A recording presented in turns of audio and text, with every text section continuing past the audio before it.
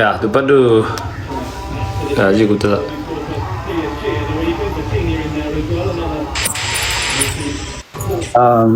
Galatoomi murtii yeroo hedduu waan kanarraa dubbachaa ture. Oromoon nama dhaga'uu dhiise natti fakkaata. An akka dhalata naannoo sanaatti wanti uummata kanarra ga'aa jiru namni waan qalbeeffate natti hin fakkaatu. Laal bara 2004 Juunaddiin fuudhee uummata beddennooti Harargee Bahaarraa uummata rakkate kana Baalee qubsiisan. Baalee Duseen uummata nagaa dhowwate, uummati dhume. Baalee irraa fuudhanii Bunoo Beddellee geessan. Bunoo Beddellee aangawwan mootummaa lafaa uummata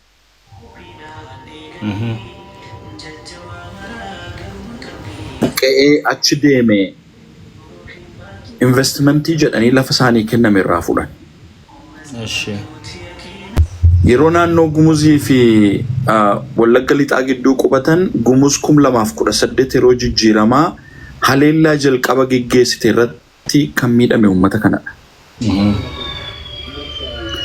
Achi deebi'anii waan godhan dhabaniitu Wallagga Bahaa fi bakkawwan Wallagga Lixaa iddoowwan gara biraatti akka qubsiifaman ta'an. Ani YouTube irraa arguu dandeessaa waan inni ragaafan jiru viidiyoo tokko hojjedheen ture nama dubbise. Haga amma for 14 years waggaa 14 guutuu Bunoo Beddellee Cooraa bakka jedhamu kan wantoo keessa taa'an jiru dunkaana keessa karaarra akka homelessi uummati kun jechuudha. Harargeetti deebi'u lafa hin qabu bakka sanarraa buqqeera jechuudha. Warri Wallagga Bahaa keessa jiran jalqaba uummata Maccaatti baddaa ba'ee faannoon utuu tarkaanfiin fudhatiin dura naannoo Gumuziif iddoo uummanni keenya qubatee jiru gidduu kan jiru uummata Oromiyaa Bahaatii dhufe uummata Oromoo kana jechuudha. Isaan waggaa 6 guutuu akkasitti ajjeefamaa ba'an. Amuruu Jaartee, Jaardagaa, Habee Dongoroo, Giddaa Ayyaanaa gammoojjii keessatti jechuudha. Namni waa tokko dubbatee hin beeku. Ijoolleen faannoo ofirraa dhowwachuu dadhabdan ijoolleen Maccaa jedhanii muudii nutti qabatu sooshaal miidiyaa kanarra. Faannoon Oromiyaa Lixaa rukkutuu isheetti kan miidhame Oromoo waliigalaadha. Sabboonummaa addaa qabuun qabu uummanni sun jechuudha. Daangaa Oromoo ce'aniiti kan rukkutan jechuudha. Yeroo ammaa kanatti argiteetti yoo ta'e warri ajjeefamee viidiyoon isaanii suuraan isaanii lafarra socho'u. Habee Dongorootti Oomii Gaalessaa namni 30 ka ajjeefameef namni 60 ka lubbuun badee tokko tokkoon du'aan isaa lagatti argamaa jiru Oromoo bakka biraatii dhufe hin qabu. Uummata naannoo sanatti Oromiyaa Bahaatii dhufe qubate jechuudha. Torbee darbe keessa ka ajjeefame. Uummanni kun sagalees dhabe. VOA'n Naakor Malkaa kanaan dura haawwan lamaan hamboo keessa taa'anii karaarra kadhatan interview godhee dhiyeessee ture. Yeroo baay'een koot godhee miidiyaa kanarratti dubbadha namni nun dhaga'u. Maal je'aniin haawwan kun Harargee galuu jira lafa waan ittiin galuu hin qabu. Ijoolluma kiyya waan nyaatan naa kennaa jedhan gabaa keessa taa'anii boo'uu turan jechuudha. Ani immoo maal odeeffadhe? Maatii kiyyarraa waan odeeffadhe siif himaa murtii dhaggeeffadhu. Oromoon loon namaa kenna dur hoolaa faa loon faa iribbii jedhanii namaa kennani baadiyyaatti dur.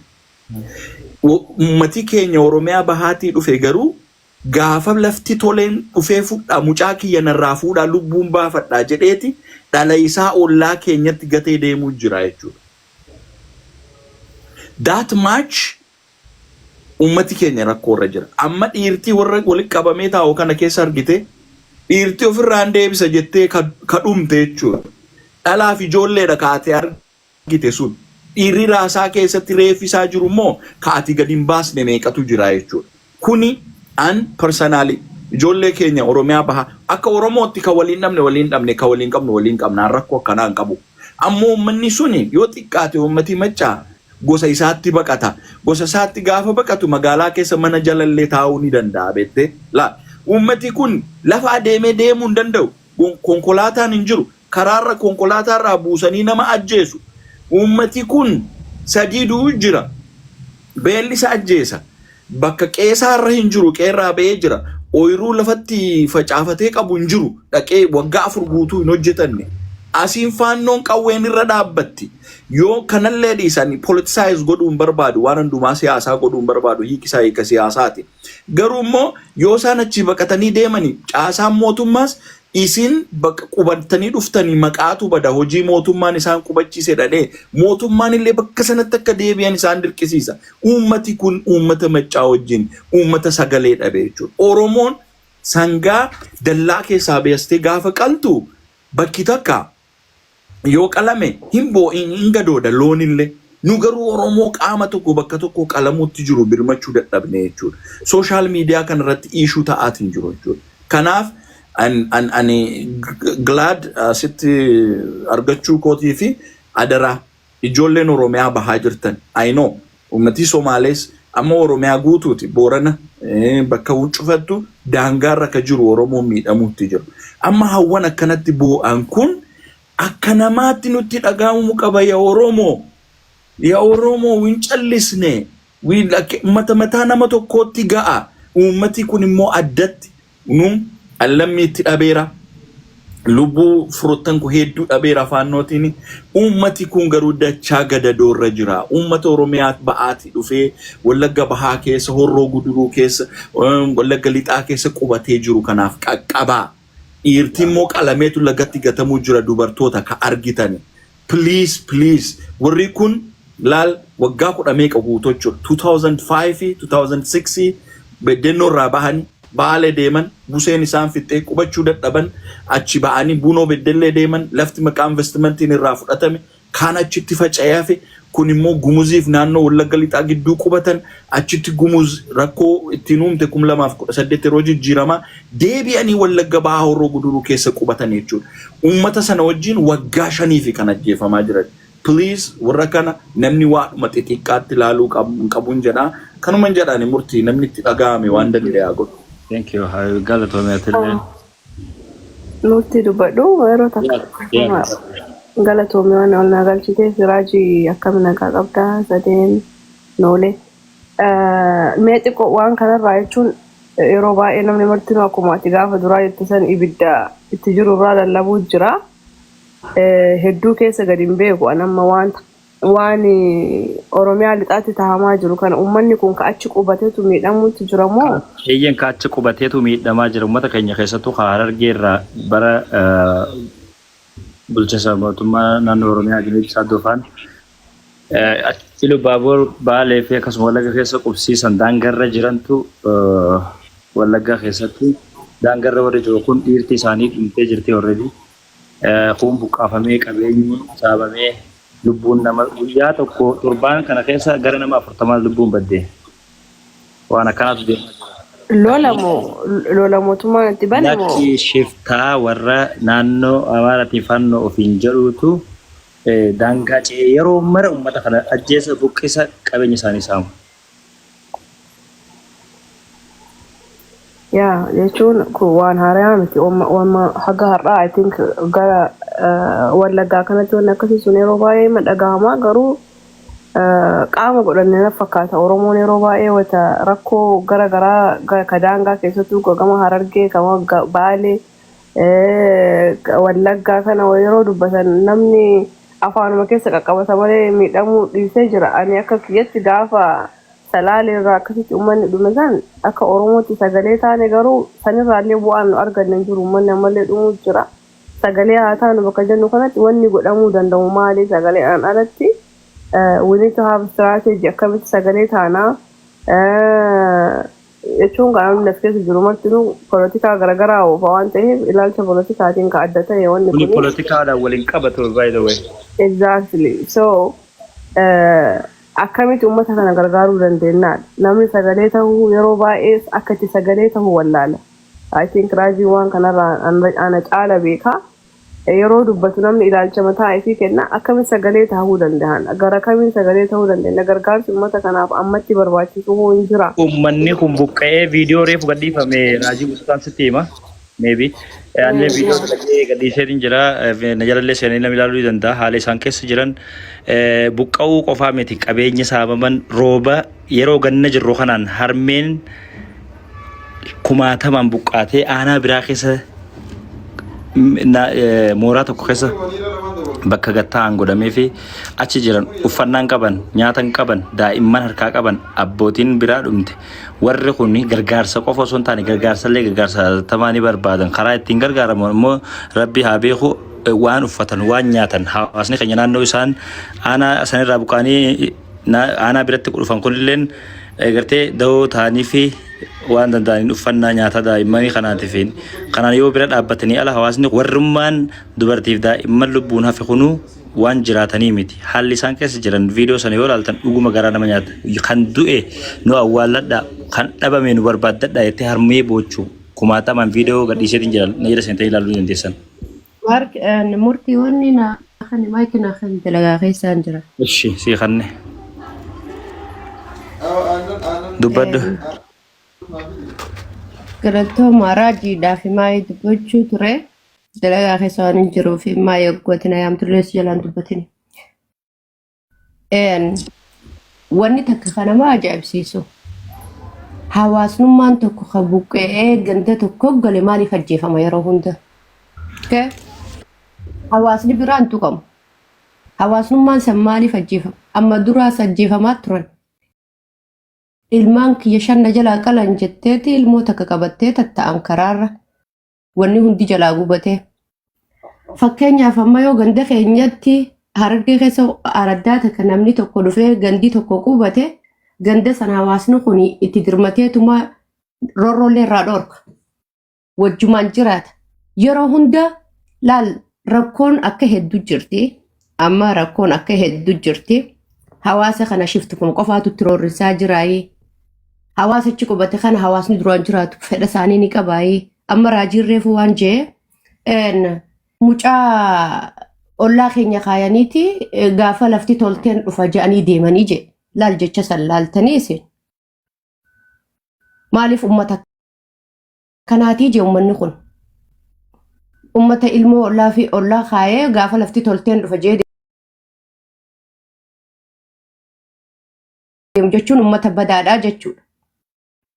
Jecha raajiin kee jechaatu akka inni jiru fedhetti yoon si sirreesse dhiifamallee naa godhe hunda gara siyaasatti sirreessin murtiin sirreessin na'u sirreessin anaatu aayidiyaa kiyya fixataa hayyee anaatutu wanni kiyya fixataa jecha afaan oromoodhaa ka walii sirreessin tokko hin jirtu afaan oromoo ani sirrittiin beeka amma jecha san laali ummata san eega ilmoo ganda kaayatanii deeman ummata akkasiisan gargaaruun uumaman barbaachisu ammallee yeroo namni du'ee fi yeroo namni maal ta'eef girrigirriin kun dhaabbatee mootummaan biyyas jiru san ummata san fuudhee Harargee kana fira qabanii lammii irraa dhalatan qabanii mootummaa isaan sanii uummanni sanuu yoo ummata akka qabu tahan ummata irraa dhalatan qaban ummata wajji dhalatan qaban fira qabanii achin nu deebisa achi duunaa haa jahanii ganda isaan itti galanitti achitti gargaaramuu mana jaaranii fi fira isaanii irraa fuudhanii dachii lafarraa fuudhanii waan hunda gargaarsa godhanii fi achi qubsiisuudha.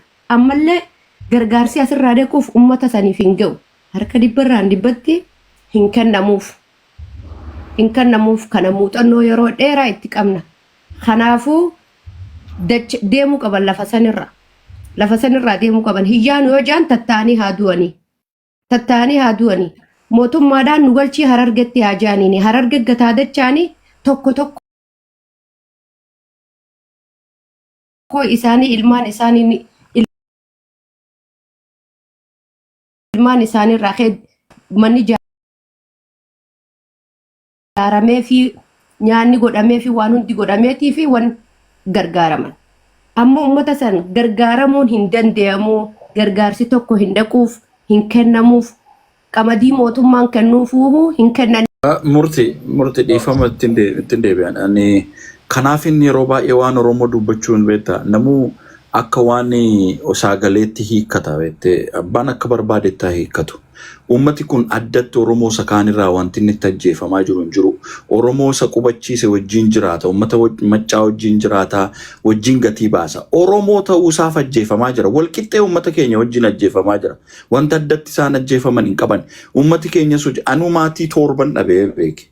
Qobaatti ati baha Oromiyaatii dhuftee ati ilma maccaa ilmatuu lama akka jedhu hin jiru. Oromoo ta'uusaatiin faannoodha kan ajjeesuutti jiru uummata kana. qubatanii jiran. Bar anaaf ati biyya qananii keessa teenyees Oromoon bakka biraa jiru sotuu qaqqabinii fi uummata sanatu wajjin busaas gaddadoos wajjin dabarsaa ture jechuudha. Uummanni kun ka qabu waliin nyaataa, ka qabu waliin uffataa, ka hundumaa jechuudha. Ammas qubatee ka jiru dallaa keessa. Kanan an waa'ee daa'imaa dubbadhe waan godhan dhabanii jechuudha. Ekstentii rakkina isaan qaban haati mucaashee namatti dhiistee na deemtu yoo gameef malee. Gameef yennaan buusanii deemaa jiru. Kanammoo argitaniitu Naakor waggaa lamaan kana kan inni hambootti hawwan lamaan gabaa keessa taa'anii kadhatan interview godhee VOA'tti dhiyeesse jechuudha. Dubbiin amma ati akkas taatee maal gootee miti. Caasaan achi jiru yoo ta'e uummata keessaa baheeyyuu miidhuutti jira. Himataa jirra jechuudha. Caasaan mootummaayyuu uummatuma sanayyuu miidhuutti jira jedhaa jira. Addatti wanta namni dhufee achi qubatee addatti miidhamuutti jiru hin jiru. Politicizes miti kun, it's a humanitarian. Nama ta'uu qabdaati kan isitti dhaga'amuuf. Keessumaa dubartoonni immoo dhiirti isinitti meebe kaan akka falmachuu ulee baates waan barbaade godhee raasaa waliin bulaa jira namni walumatti jechuudha akka Oromootti. Ate baluudhaas hin jedha akkasii loqoda akkasii qabdaa gosti kee akkasii jedhee si filuutti hin jiru. Kaajjeesu jiru faannoo. Faannoon immoo abbaa barbaadde ta'e ati Oromoo ta'uu keeti qofaatiin jechuudha. Argitaniitu yoo ta'e namni immoo akkuma wantoota lafatti concentrate ta'ee baay'atee jiru jira lafatti faffaca'ee jiru jira jechuudha. Dubbiin uummanni naannoo sun jaallateef jaallatuu dhabee seenaadha sun gaaf takka abbaan dubbatan warri lafarra jiran haa dubbatan. Anaafati waan godhuu qabnu garuu ilma maccaa haa ta'u tuulama haa ta'u bahaa haa ta'u abbaa barbaade haa ta'u hawwan Oromoo bakka sana jiran rakkataa jiru gargaaruu nu feesisa jechuudha. Kadhataa karaarra jiruufu yoo kennitu rabbirraan argadhattee malee isa bira ga'uu wanni beektu hin jiru. Rakkoon jiru akkuma jirutti haa ta'u waan humna keenyaan olii waan goonu hin qabnu. Ka siyaasaan hiiku siyaasaan haa hiiku. Ka adeemsi hiiku adeemsa haa hiiku. Kan seenaan gaafatu seenaan haa gaafatu. Nu garuu akka amma jirruutti akka nama nyaatee bulee cinaachi keenya gara biraa immoo boo'aa jiruutti warra kanaa qaqqabuutu yaadudha. Walimachuu booda walimachuu danda'a. Tariitii wanni amma jedhamu kanatu immoo giraawundii irraa immoo fira qabaatanii gaafatanii wanta itti gadditu jira. Namni ofiisaa siree isaarraa bu'eetu warra kaaniin keessummaadhaasiin lafa gosatti baqattanii qabdanii jedheetu gatii baasaa jira. Isaaniin duuba godhee dallaa keessa ofiisaa alaka bulutu hedduu jira. Sani achumatti yooma dubbifatan wayyaa achuma ga'amee jechuudha lafi ummati sun jiru. Ammatti garuu Wallagga qofaa miti. Ilubbaabor keessa an YouTube irra laalaa waan inni gaafa jiru jedheera waggaa 7 kan dukkaana keessa waggaa 14 jiraatanii jiru ummati cooraa lafa jedhamu waana bunoo beddellee lafa isaanii irraa ka'anii. Ummati kun bakka bakkattidha. Karaa daandii yoo Wallaggaa kaatee yoo Finfinneetti kaatee Wallagga deemtu nama karaarra mucaa baatee adeemuun dhabdu. Believe me anka kadhee himuu nan danda'a jechuudha. Namni lafarra bakka bakka bulaa kan adeemu jechuudha. Ummata kanaaf akka sanatti qaqqabuutu gaariidha. Amma ka duuba dhufa ka amma harkaanuu qabu lubbuu horshachuu irratti namu maaltu wayyaa jedhee walaa gaafatu. Namni giraawundii irra jira. Murtiin biyya keessa jira. Aksesii qaba. Nama argachuu dubbisuu danda'a. Namni biyya alaa jiru yoo hin qabaanne namni lafarra jiru immoo maal godhuu dandeenya jedhee wal mari'achuudha. Ani as dhufes murteessanii giraawundii irra odeessa jiru akka dhalataa naannootti waan hin qabuuf uummanni kun sagalee dhabeera. Uummata koo wal qixxee sagalee dhabee cinaachi kiyyaa ajjeefamaa jira jennee himachuuf malee wal himachuuf as hin dhufne. Waadha. Kana wanta tokkummaa dhabuuf wanti dhabuuti. Galatoomii already yaa'u pointii bilchaataadha raajiin kan kaase.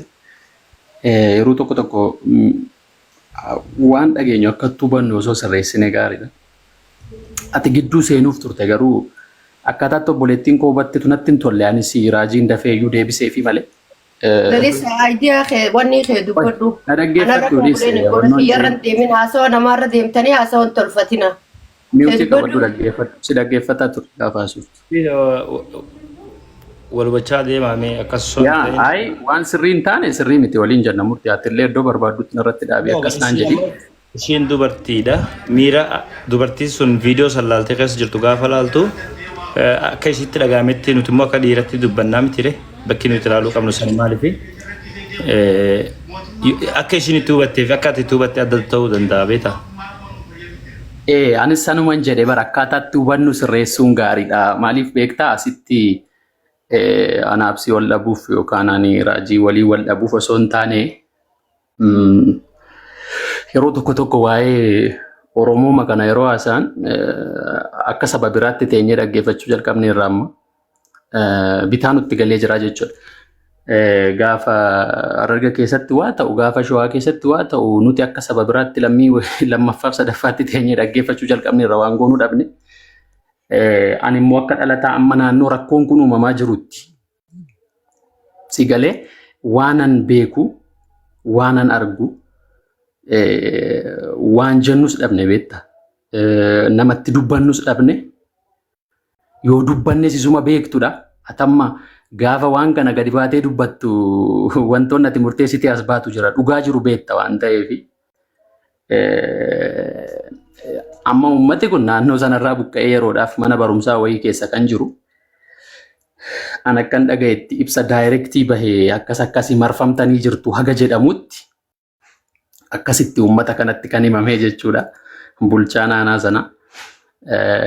Akkam jechuu akka ta'e naan galle beektaa. Bulchaa naannoo kee ta'e akkasii humna akkasii nu marsee jira.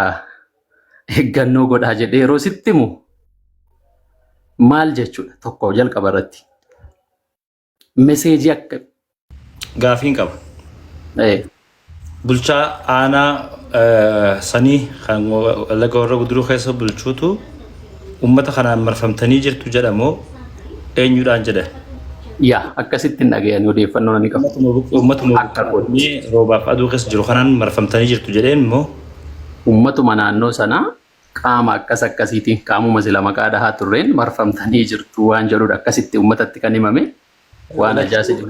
Waan sana yoo ta'e akka obboleettiin teenya reefu jette qaamni lachuu kan fannos haa ta'u, kan bulchus haa ta'u, kan achi jiraatus haa ta'u walumaan buqqisuu barbaadan jechuudha ofirraa baqasanii. Dhugaatti harka keessaa qabu. Waanan jala sararee sitti moo ani suuraa asirratti si argisiisuu hin danda'u malee qaamni faannoo jedhamu Horroo Guduruu Wallaggaa keessa bakka inni qabatee taa'utu jira. Osoo mootummaan biyya bulchu jiru. Si galee osoo immoo ijoolleen goda jirtu ol dhufte borga nama naafsii teenyee ilaallaa dirooniitu dhaqa bakka sana. Kanallee gara siyaasatti geessu otoo hin taane mootummaa amalaa pooyintiin keenya guddaa lalisaa dhiifamallee naa godhi. Ani akka nama biyya keessa jiraatu. Kun siyaasa keessa hin jiru garuu immoo yeroo lubbuun baatu yeroo lubbuun ilma namaa kun baatu mee akkuma Oromootu jechuudha akka gandaatti illee miti akkuma Oromootu osoo waan kanarraa dubbanne dirqama siyaasaa bira nu geessa. Biyya mootummaan bulchitoota keessatti yoo ta'u uummanni hagana gahu kun buqqa'ee beelahee rakkoo argatu. Mootummaan haga takka silaa dhiibbaa irraa gochuu qaba waan kana. Kanatti wanni itti dabalu siyaasaa dhaquun isiin oolchu jechaaf siin jedha. Sagalee hogguun taaneettu uummanni osoo mootummaan keessa jirtu akkamitti naannoon sun nageenyi isii akkam qaamolee nageenya isii san faannoodhaami wanni achi jiru. Silaa wanni amma uummata fixutti jiru kan faannoodhaami. Mootummaan keessanii waraana qaba. Waraana Eertiraadhaan loluu qaba. Akkamitti faannoo kana uummata kanarraa buqqisuu dadhabaa. Murtii amma rakkooni. Bakka kanatti waan adda baasuutu jira. Iddoon rakkoo uummati naannoosi caasaan mootummaa faannoo wajjin hidhata qabaa nurraa dhoowwachuu dadhabee jedhee himata. Faannoo wajjin mootummaanis immoo bakka isaan taa'anii hidhannoo amma abee dongoroo magaalessa lafa jedhamu kana alii lafa jedhamu iddoo leenjii qabu faannoon uummati iyyataa ture jechuudha. Mootummaan tarkaanfii fudhachuu hanqate. Olis bayi gadis bayi at the end of the day citizenii jechuudha. Lammiin biyya tokko keessatti ashuura kaffalee jiraatu lubbuu isaadhaaf mootummaan gaafatama qaba. Kun waa politiksii miti jechuudha. Ga'ee leencaa qaba. The same time warri mootummaa caasaa mootummaa yeroo itti nama tokko miti kan waamutti jiru bulchaa naannoo qaama mootummaati. So mootummaan warri caasaa keessa jiru uummata keenya fayyisaa jiru himataa irraa akka dhaloota naannoottis nuni warri bulchan kun ijoolluma naannoo keenyaati warruma nu beennu faati faannoo wajjin hidhata qabdu silaa uummata kana fayyistuu jennee himattuutti jira. Amma abbaan rakkoo namu akka hubateetti ka ilaalu garuu warri keessaa qaban qofa osoo hin taane kana yoo addanaa baasii feete akka dhiyootan irraa dubbatamaa turetti bulchaan Wallagga keessa naannoo tokko aanaa tokkotti kan aanaa kan bulchu obboleessi isaa hoogganaa fannooti yoo dhageessi dhaabbatu meebii Sun amma aanaan keessa jiraadhudha. Rakkoo aanaan warri faamilii lafan itti dhaladhee guddadheedha. Walxaxaa jiru kana mootummas ta'e. Sunilleen politicize waan ta'e qaba murtisitti ma wanta haqa jirtu. Namichi Abashaa miti jechuun Amaara miti gurbaan Oromoodha. Abbaan isaa immoo Abashaarraa dhashee obboleessa qaba. Obboleessi isaa ka Abashaarraa dhalate suni faannootti dhaqee makame jechuudha. Sigalee tun gurbaan ka bulchu kun haadha biraarraa ka dhalate. Abbaan isaanii tokko garuu namni keenya gosa biraarraa dhala godhata. Irraa dhalchee gurbaan ka Amaararraa dhalate sun faannoo ta'e jechuudha. Amma impactii nama tokko qofaa miti jechuu barbaadeen caasaan mootummichaa from the bottom to the top warra kana balaaleffatee uummata keenya ajjeefamaa jirurra guruutti hin jiru ka qawwee qabu isa jechuudha. Ka bulchu jechuudha. The same time kan miidhamaa ta'ee jiru immoo uummata keenya ka qubatee achi jiru barbaaddu eddee biraatii kootu barbaaddu achitti dhaladhu guddan an obboleessa abbaa kiyya 4 months hin taane miti kan jalaa ajjeefame inni achitti dhalatee guddate biyya nama biraan beeku nama waggaa 72ti sigalee warri nu ajjeesu sun hin filatu rakkoon bakka sanii bara baraan waltattuudha. Galgala qaama hidhateetu rakkisa guyyaa qaama mootummaatti rakkisa gaafa kan shiftaa naannoo biraatti tola dhufee uummata kana ajjeesa rakkoo kana hunda keessatti du'aa fi qabeenya saamamuu fi buqqaafamuu kan mudatu harki caalu dursee warra daangarra jiru hawaasa keenya baha Oromiyaa irraa dhufee achi qubate kana kun immoo faakti wama ifatti walitti himu irra deddeebiin kan buqqa'ee agarru kan buqqa'ee achi kee haga Ambootti dhufee VOA irratti dubbatame jette sun hundi warra naannoo bahaa kanarraa achi qubsiifamanii tanaaf miira keessa nama galchaa obboleettiin teenya reefu guyyaa dubbattu yeroo hunda warra bahaa Oromiyaa irraa dhufe kanaatti qubsiifame kanattu achitti rakkataa ajjeefama buqqaafama nuti qaama kamiinuu dhaawwan nama siyaasaa miti ilaalchi siyaasaa miti. Akkan lammii irraa dhalannee fi hawaasa irraa dhalannee ilmaan isaanii tokkotti wanni nutti dhagahamu hawaasni kun yeroo hunda maaliif buqqaafama maaliif ajjeefama maaliif gidirfama imimmaan haadholii kun maaliif hin qoorre kana dubbachuu fi gaafachuun qaama kamuu laallata. Qaama kamuu laallata siigale saniif mootummaa akkana godhi qaamni loltu akkana godhi faannoo akkana ta'ee miti yaadni keenya amma rakkoo haadholii fi daa'imman mudate kanaaf furmaanni maal ta'uu danda'a? Mootummaanis wabii uummata kanaati kan biyya bulchuu isaa waan kana xiyyeeffannoo maaliif hin kennine? Gaafiin keenya kanuma beeka dhuwaan biratti akkam fudhanneef. Yaa murtaa'u at the same time immoo murtii sodaan koo maal akka ta'e beektaa? Bar uummata ka lafa jiru ka achi jiru ka giraawundi irra jiru kan waa of harkaa qabu wal wajjiin nyaatu gidduu galtee anaafati dubbachuun nun taasisu isaan yoo wal himatan walaa himatan namni giraawundi irra jiru baruu manni kun wal wajjiin duu jira gosti isaanii hin filatamu waan qabus wal wajjiin nyaachuu jira uummanni lafarratti jechuudha annan beekaani magaalaan jiraadhu keessatti namni mana uf coosaa cufee jira kan itti hojjetatee jiraatu uummati keessaa qubatodhe bakka bulu jechuudha. Taan immoo dhala ka abbaaf haati irraa ajjeefame manni gubame ka fuudhee ofitti guddisu jira. Gaafa kana ati bahaa dhufte ati lixaa dhufte ati gosi kee akkas hin jenne. Akka Oromoo duu jira kottu akka Oromootti waan qabnu wal wajjin nyaannaa jechuu jira uummanni. Si ajjeesu silumaa diinni si ajjeesu Oromoo ta'uu kan kee malee eenyuu kan kee addam filatu. Kanaaf iddoo sana qofaa malee kaan immoo waluma wajjin duu jirani.